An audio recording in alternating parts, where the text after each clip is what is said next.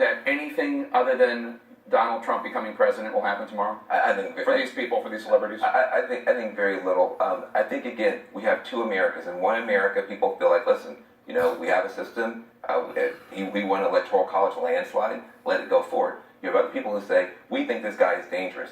We think we may have deep regrets. He may do things that are horrible. We may be in a war. Let's do everything that we can.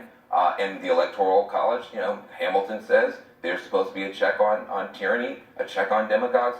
Do your job. So again, it's hard to understand how divided the country is, that for some people that makes perfectly good sense to run that ad, and other people are saying, what are you doing? I just want to know where the liberal elite outrage was when Barack Obama won the Electoral College 4 years ago and 8 years ago. Now all of a sudden the Republicans won. They're questioning the Electoral College. I think. Well, I think the popular vote is an issue, and I mean, with almost 3 million votes more for the I think at the end of the day, I think he won 306 electoral votes. I think that's going to stand, and I think despite all these pleas from Hollywood, it's not going to change anything. We should point out, though, Congressman, it's not just Hollywood. John Podesta, Clinton's campaign chairman, has been pushing for these electors to get a security briefing about the role that Russia played. The director of national intelligence said, no, that briefing's not going to happen. So I can't say that it's just Hollywood liberals and actors.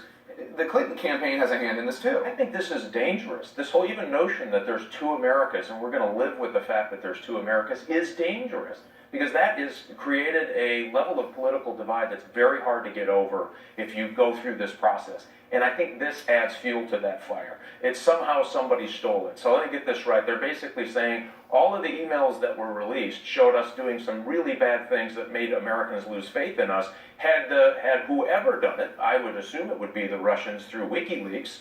Don't know that, just from information I've read. Had the Russians not pointed out, or that information not been pointed out, all those bad things would have been kept quiet, and we'd be president of the United States. That's a losing argument. And you know what? Here it is. The Electoral College is there to protect also states' rights. They use the demagogue, but it's also to protect other states. Wisconsin, Ohio, Michigan went for Donald Trump because they said something's not working in Washington, D.C., either in California or New York, the way it's not working for us here at home. We've got to change that. Listen.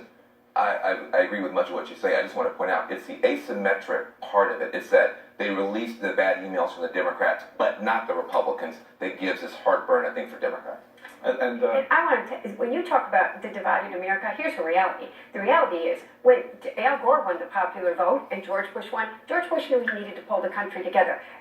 This president that's going to be our president, and I accept that, when Barack Obama was elected, continued to pursue a birther conspiracy. We do need to pull together. We are America, but there's a reality out there that we are divided. The Electoral College is not a rubber stamp in many states. You do have to think about your vote in a system. All right, Merry Christmas. God bless us, everyone. Thank you for being here. After the break, it won't be hard to